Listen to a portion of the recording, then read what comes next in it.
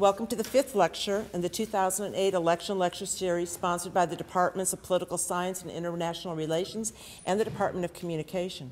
Jason Mycoff is an assistant professor of political science and international relations.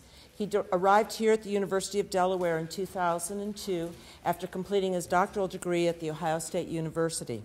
His research focuses on all three branches of government, with a special interest in committees, political leadership, and the interaction between legislative and executive branches. He teaches courses in American politics, including graduate seminars on American political institutions and data analysis. Today, Professor Mycoff will be speaking on the battle for Congress. Thank you very much.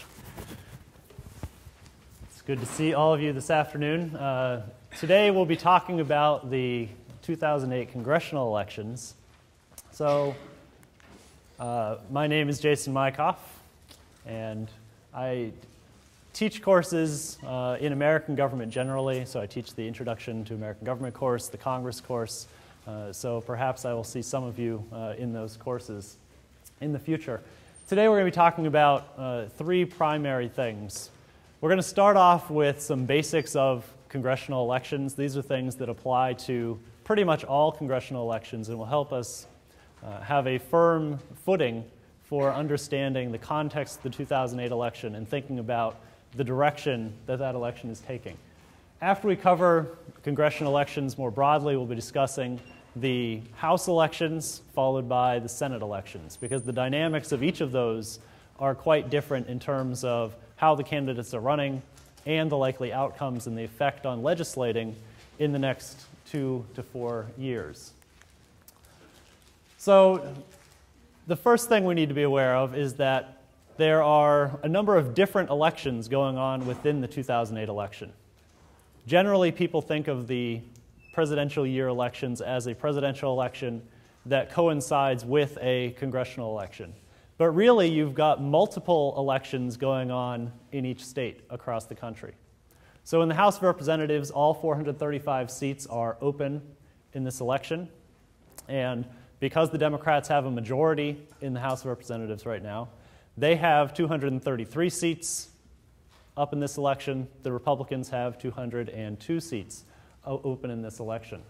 So these are seats that the parties are defending going into this election. Some of those seats will have incumbents running for re-election. Others will have retiring incumbents leaving an open seat race. In the Senate, by constitutional design, only about a third of the Senate seats are up every 2 years. So in this election, we have 35 seats. 12 of those are seats that were formerly or currently held by Democrats, 23 held by Republicans. So in the comparison of these two, as it's always the case in the House, we have every incumbent who wants to be reelected running for re-election at this time. In the Senate, only one-third of the seats are up for election. And looking at the breakdown there, we have many more Republicans up for re-election in 2008 than Democrats. So that's going to affect the kind of election that we see. Congressional elections, much like most elections in the United States, are candidate-centered. And what that means is that the candidate is primarily responsible for almost every aspect of the election. So unlike a parliamentary system where the parties are much more involved in fielding the candidates and running the election and organizing the campaigns, it falls to the candidate to make most of the major decisions and to carry out the election. So this starts from very early on in the process. Individual candidates get to pick their own party. The major parties don't get to decide who will be running on our ticket. The candidates themselves decide, am I a Democrat? Am I a Republican? Am I going to run on a third-party ticket? The candidates are also responsible for entering the race on their own. They get to decide, when is the best time for me to run for Congress? When's the best time for me to challenge an incumbent? Should I wait for an open seat to emerge? Once they enter the race, the candidates then are responsible for organizing their own campaign. And this means finding their own staff. It means soliciting volunteers. It means raising money for the campaign. So all of these things fall to the candidate, especially in a presidential election year. In an off-election year, the Republican National Committee, the Democratic National Committee can pay a little more attention to congressional races. But in a presidential election year like this, they're paying much more attention to the presidential race. A lot of their funds are going into the presidential race. So the congressional candidates are left a little more on their own to win elections. The second thing we need to know about congressional elections in general is that incumbents almost always win. So not only are candidates responsible for their own campaigns, their own election successes, incumbents almost always win these races. In the House of Representatives, over 90% win re-election. In the Senate, about 70 to 80% win re-election. So we have an election system that heavily favors incumbents over challengers. One thing that might explain why incumbents do so well in congressional elections is their built-in incumbency advantages. If you look back a couple decades, back into the 1950s, the 1940s, you'll see that congressional elections were a little more competitive. Since that time, incumbents have had an increasing advantage over challengers. Part of that is the amount of resources available to incumbents, so that in a typical district, an incumbent will start running for re-election almost as soon as he or she arrives in Washington. They'll spend the initial 2 years in office working to get re-elected, communicating with the voters, setting up district offices, investing a lot of resources in getting re-elected. One way we can measure this incumbency advantage is looking at the difference between a representative's first margin of victory, so the first time they're elected to Congress, and their margin of victory in their first re-election campaign. And generally what we see is that after serving 2 years in office, a member of Congress will add generally 5 points to a margin of victory. And this is pretty much equal across congressional districts, across states, across the country. So we see a real effect of incumbency.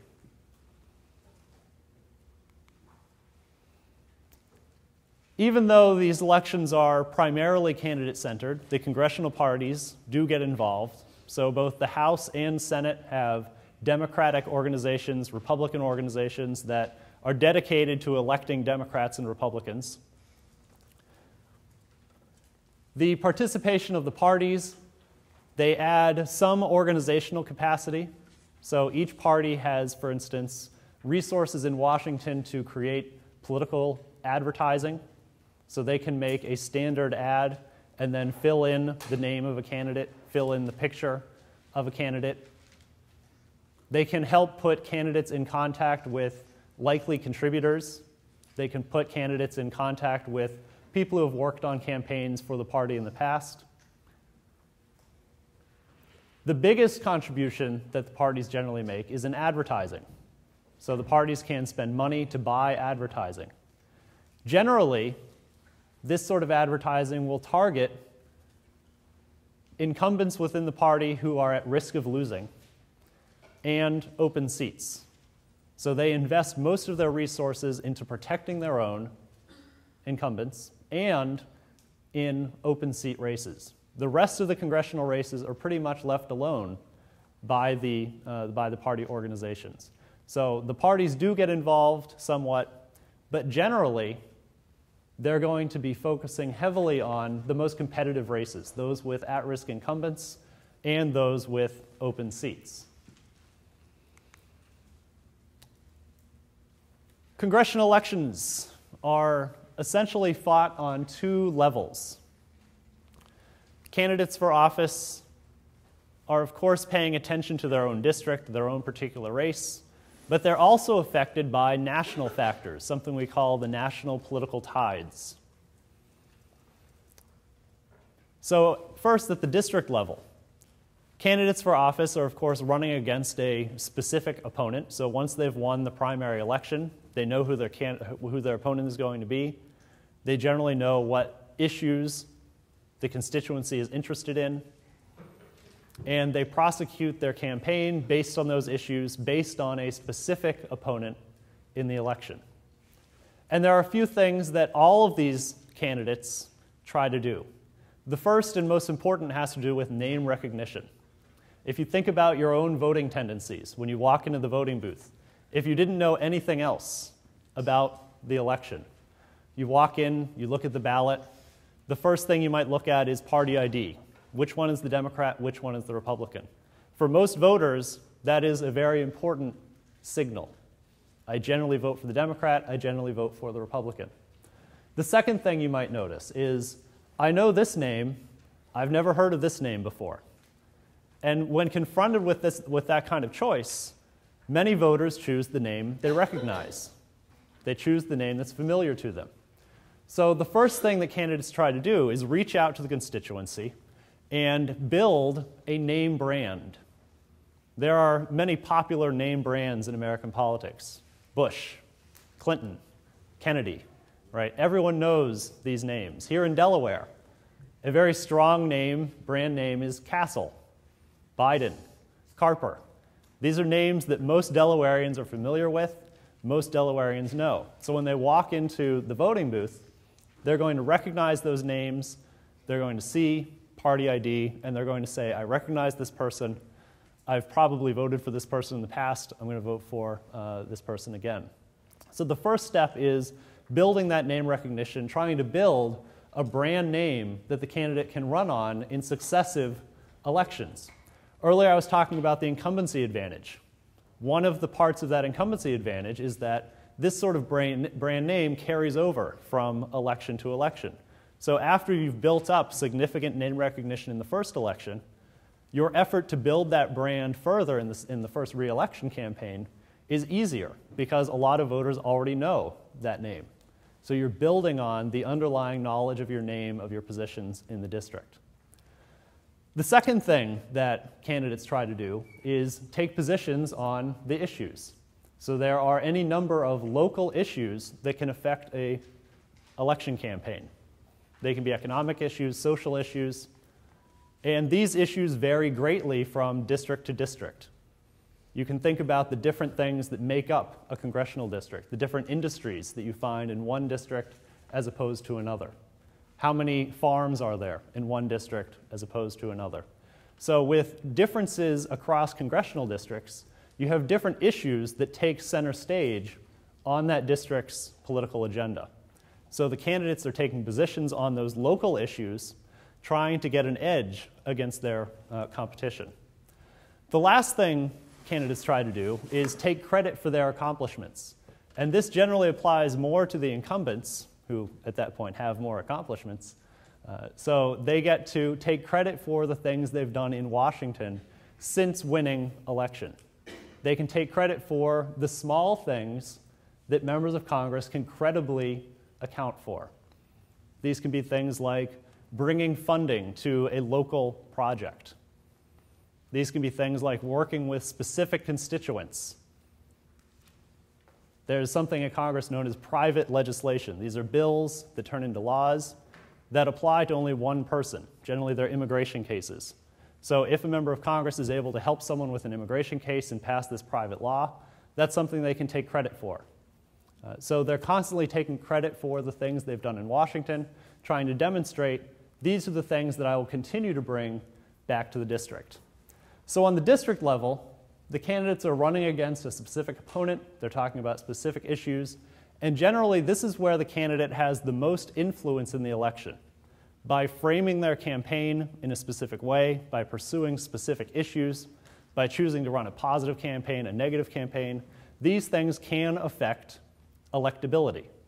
They can affect how much the district might support an opponent. The district campaign is then put into the context of the national political tides. So in addition to all those little things that candidates can do to win, those are affected by the national tides. And the national tides can be very strong, or they can be rather moderate or even weak.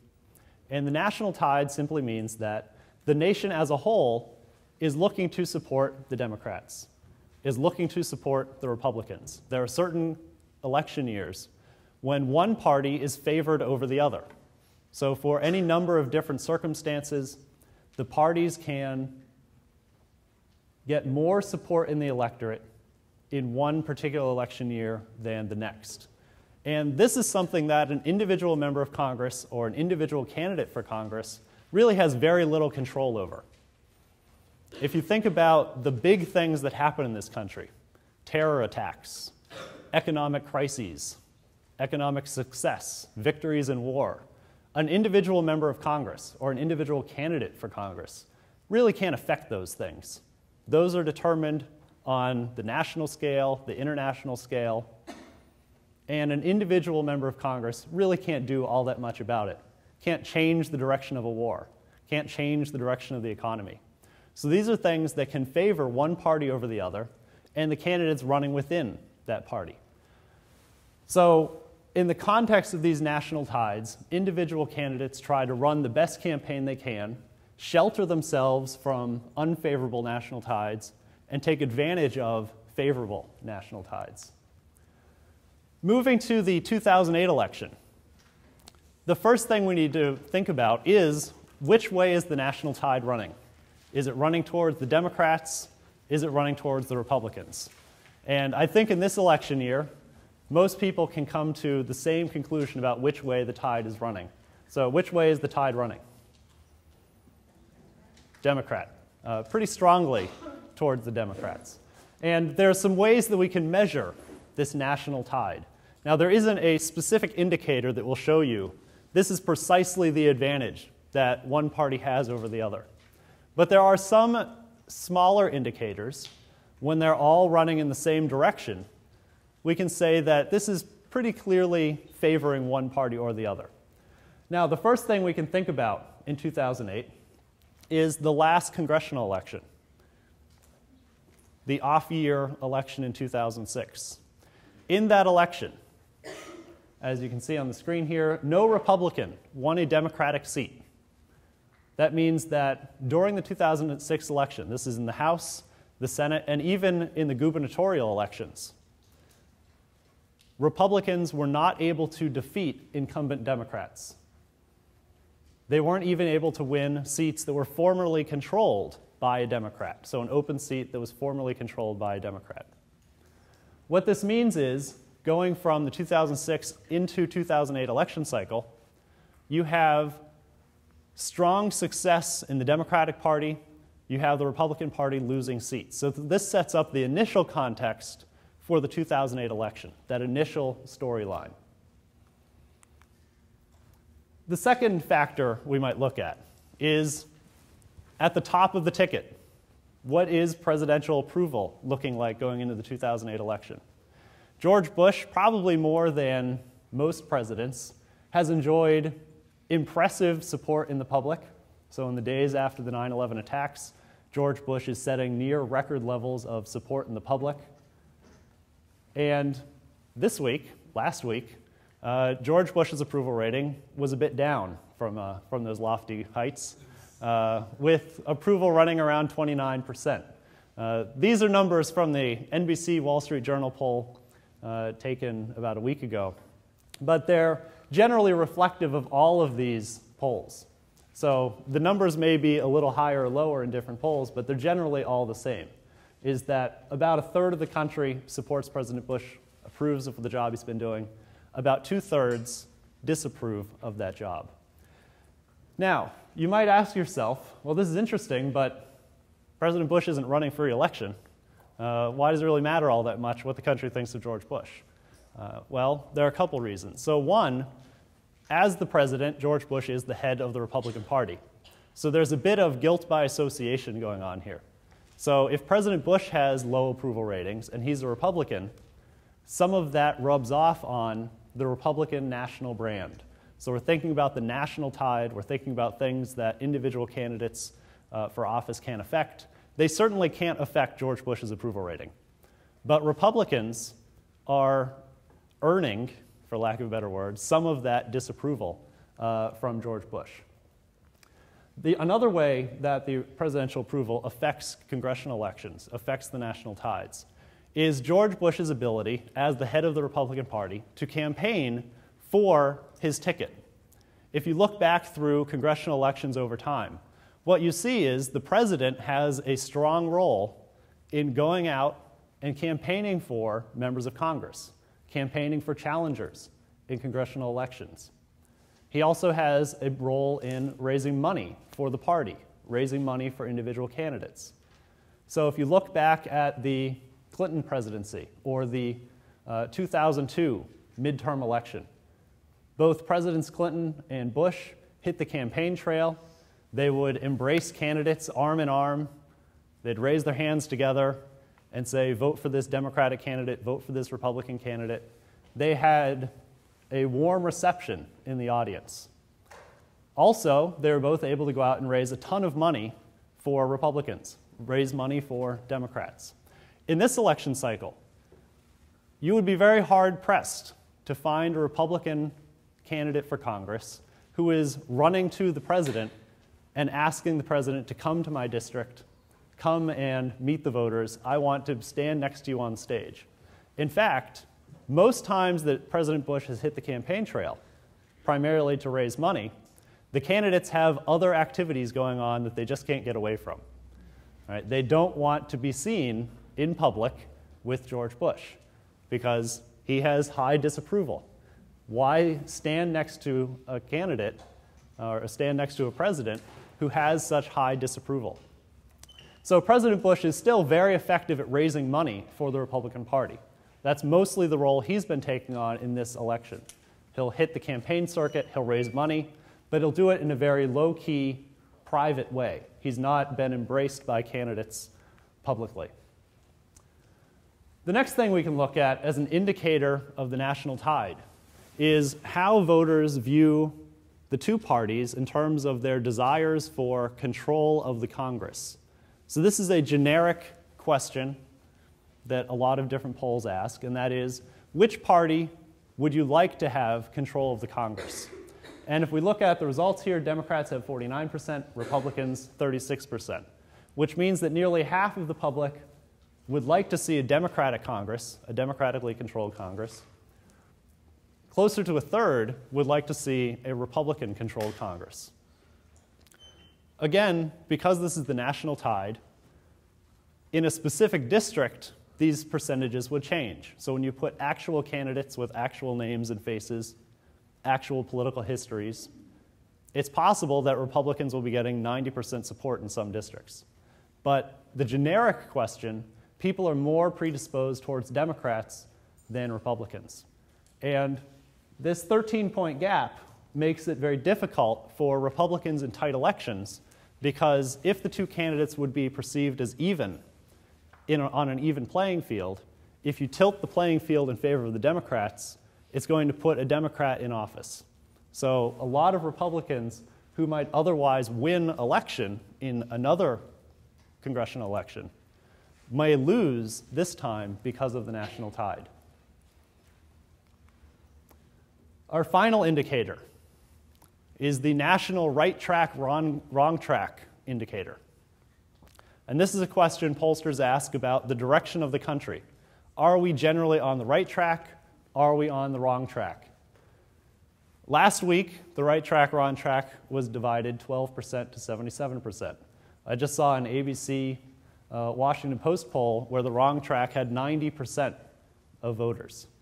So clearly, the public is looking for something different. They think the country is moving in the wrong direction, and this is bad news for the party that's been in power for the last 8 years.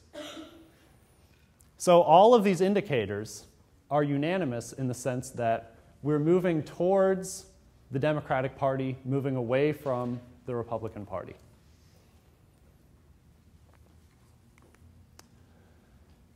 In addition to these more long-term national tide factors,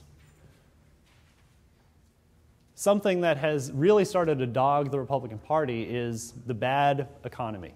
So over the last couple of weeks, with the severe economic downturn, voters have been turning increasingly to the Democratic Party.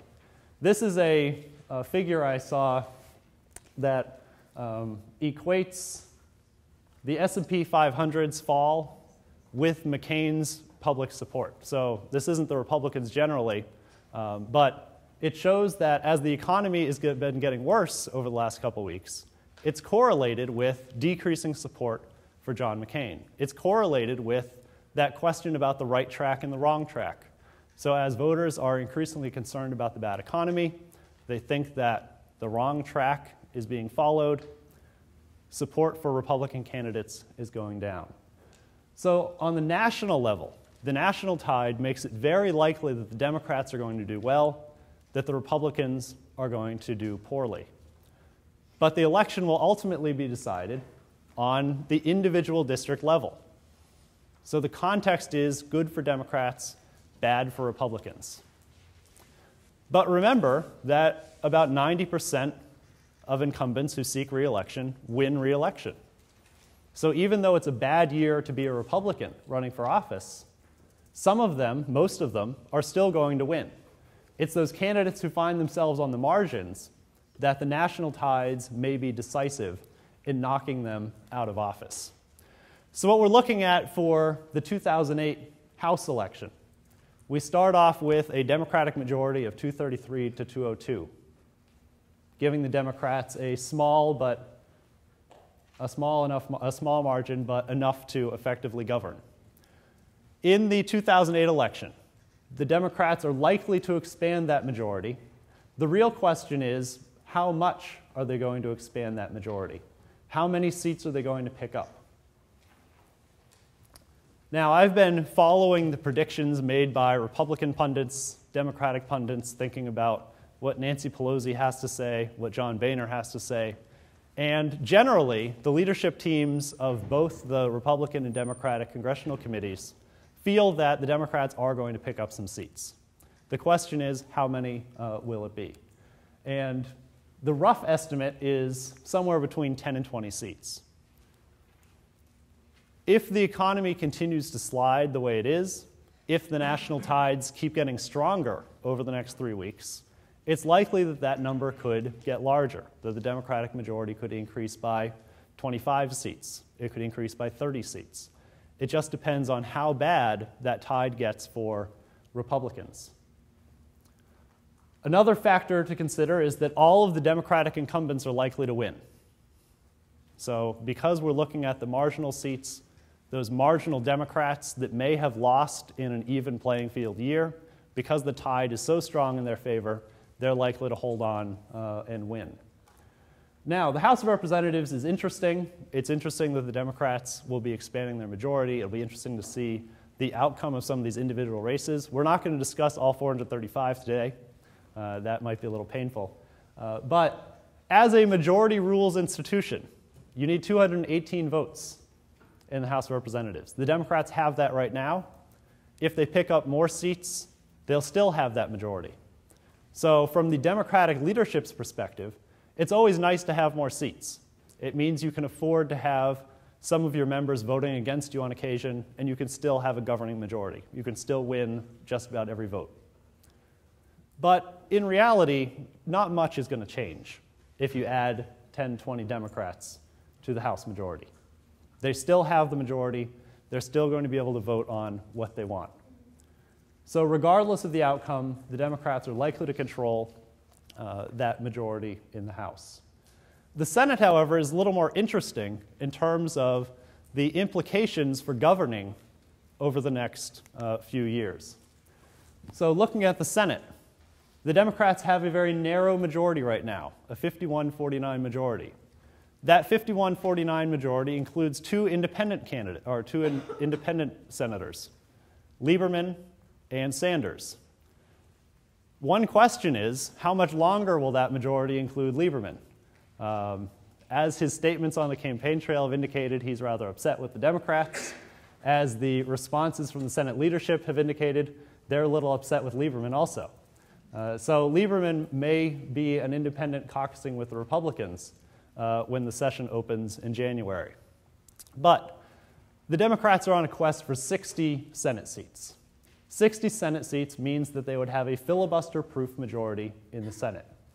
The biggest difference between the House and the Senate, is that while the House is a majority rules institution, the Senate can be clogged up by the threat of a filibuster.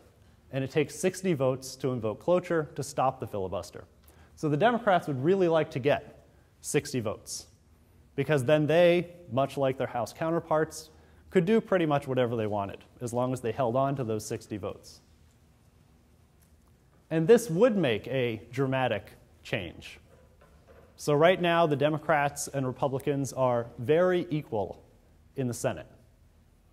If the Democrats add 9 seats, however, it entirely changes the nature of the Senate and the nature of governing over the next 2 to 4 years. So the Democrats are looking to pick up seats. The Republicans are looking to defend as many as they can to limit their losses. Much like in the House leadership, the Democratic and Republican senatorial campaign committees both have acknowledged that the Democrats are going to pick up seats. And it's a question of whose seat is going to be lost. The first place most people are looking is at these 4 states, Virginia, Colorado, New Mexico, and New Hampshire. These are seen as the most likely seats to flip from Republican to Democratic. And if we look at them individually, there are 3 open seats here, which means that regardless of the national tides, these would be more competitive seats to begin with. Unlike the House of Representatives, where you have more homogeneous districts that are more geographically homogeneous, that are more demographically homogeneous, Senate seats cover a larger area, usually include more people, so they tend to be more competitive to begin with. So with these open seats in Virginia, you have 2 Democratic former governor and a Republican former governor in this election. And right now, Warner is ahead by about 20 points in the polling, so he's very likely to win that seat. In Colorado, Udall has been consistently ahead. His lead isn't quite as big as Warner's. It's in the neighborhood of 5 points, 6 points, but it's been a consistent lead over the last few months. In New Mexico, another open seat. This is a different Udall, by the way. This Udall, much like Warner in Virginia, is far ahead of his Republican opponent. And the final one here, Sununu in New Hampshire, has been embattled over the last couple of years, has been trailing in the polls since the beginning of the election, and looks increasingly likely to lose. In fact, the Republican Senate committee just started advertising in the Portland, Maine media market, which goes into New Hampshire, which is a sign that Sununu is in trouble against Shaheen. So you have these 4 seats that are very likely to flip from the Republican Party to the Democratic Party. You also have what could be considered the Senate battleground. So if you're watching coverage on election night, you'll want to pay attention to North Carolina, Oregon, Minnesota, and Alaska. Because if the Democrats do well here, they're going to have a very big majority in the Senate. If the Republicans can stem the tide here, they're likely to limit their losses to something very manageable. The Democrats will still have a majority, but it won't be as big as it could have been. So the first one here, North Carolina, Elizabeth Dole has been dropping in the polls. In fact, some of the McCain people have been saying that Dole is not going to win. In Oregon, Smith has also been falling behind in the polls. Minnesota is an interesting case. This is the Norm Coleman-Al Franken race. And Coleman has suffered a suit scandal. It turns out that he was charged with accepting suits from supporters. So essentially, interest groups were buying him clothing to wear off to Washington. And this has become a big issue in Minnesota and has put this election into a toss-up status. And then the final election here is Stevens in Alaska. Stevens is under investigation, and the trial is going on right now for bribery. So the trial should be over, and the outcome should be known before Election Day. So essentially, if he loses this trial, he's not going to win. If he wins the trial, there's a very good chance that he will. So we'll actually probably know about this election before Election Day, based on whether or not Stevenson goes to prison. The final note here is that the only Democratic seat that the Democrats are really worried about is Landreau in Louisiana. This is a seat where Landreau is narrowly ahead. So if the Democrats are able to win the 4 seats that they're likely to win, if they can compete for these 4 seats and defend Landreau, they're still 1 seat short of having that filibuster-proof majority. So the national tides are helping the Democrats in the Senate, but it's going to be a long shot to get to 60 votes in the Senate. To get to 60, these are the 3 targets the Democrats have identified. The first is Kentucky. This is Mitch McConnell. He's a Senate leader. And it's become in fashion for the parties to target the leader of the other party. So you may remember a few years ago, Tom Daschle lost his seat in South Dakota because it was targeted by the National Republican Party. In Georgia, Chambliss is in a competitive race. He's ahead right now. And in Mississippi, there's an open seat to replace Trent Lott. That's also a competitive race. So I think a lot of things would have to go right for the Democratic Party to pick up enough seats to get to 60. A lot of things would have to go wrong for the Republicans to get to that point in the Senate. And again, the Senate is a lot easier to manage because there are only really 9 or 10 seats we have to watch. And the implications are much greater. The House elections aren't really going to change the nature of the House all that much. The result of these Senate elections could really change the nature of the Senate. So with 3 weeks left until Election Day, a lot could still occur. There's plenty of time for the national tides to shift.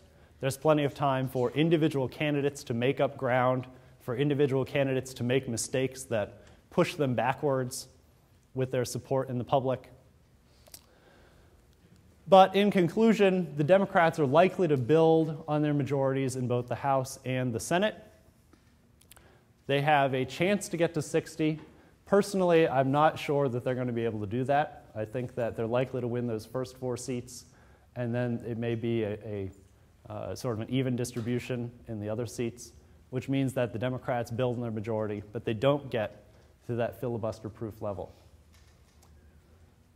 The final takeaway point here is that even though the national tides favor the Democrats, Republican lawmakers are overwhelmingly going to be reelected. If you think back to some of the biggest congressional defeats in 1994 for the Democrats, in 1974 for the Republicans, even when in those elections, when one party trounced the other, you saw 80% of the incumbents in the losing party winning re-election. So even with these national tides looking very bad for the Republicans, they're still going to win most of their re-election races. Most of the damage is going to be done in the open seats where their party members have retired and they're trying to hold on to those seats. So we have about 10 minutes left here, and I'd be happy to answer any questions you have about the congressional elections or how they tie into other elections around the country. Yes? How would they replace, like, Senator Obama or McCain if they were elected as president? All right, so his question was about replacing senators who win national office. And this is actually a very local issue also with Senator Biden. So each state handles things slightly differently, but usually the way it works is that the governor would appoint a replacement who would then have to run in a special election at some point. In our local example here in Delaware, if Senator Biden, who is, by the way, up for re-election in the Senate, so he's likely to win that Senate seat, he may win the vice presidency. If he becomes vice president, what would happen is when he resigns that Senate seat, the governor would then appoint a replacement, and that appointment would last until the next congressional election. So 2 years from now, there would be a special election for that seat, and anyone could run for the final 4 years of the term. So the first 2 years would be by special appointment. The next 4 would be after the special election. And the similar process would happen for Obama or McCain. I'm not sure what would happen in Alaska with Governor Palin, but I'd imagine it's something similar. Other questions?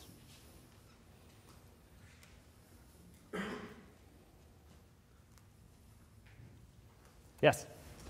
Along that same line, you're talking about Joe Biden and being elected to Vice President. Do you think that he would resign immediately, or he would wait for the next governor of Delaware to make the appointment? There's some intrigue there. So if he were to resign sooner rather than later, Governor Minner would be allowed to replace Biden. If he waits, then it would be the next governor. So if the next governor is a Republican, surely he would resign his seat before that happens, right? The other intrigue is who would actually be named to replace Biden. So if the governor picks an up-and-coming Democrat, for instance, then all the other up-and-coming Democrats would start to complain because once Biden's seat is handed off to one of the up-and-comers, it's not likely that incumbent's going to lose in the special election, right? So that one is getting an advantage while the other is getting a disadvantage.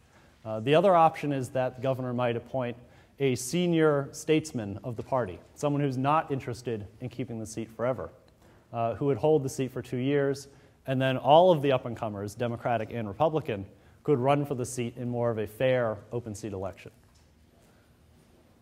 Other questions? Yes? Is there any state that has a regulation that if you are going to run for VP or for president and you have that Senate seat, then you've got to make a decision to give it up? No state has that limitation, as far as I know.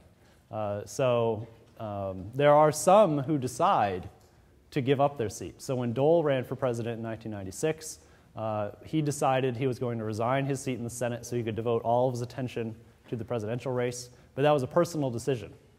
So I don't actually think it would be unconstitutional to require someone to give up one position to run for another. But I can't think of a case where it was attempted by a state. Any other questions? Well, thank you very much.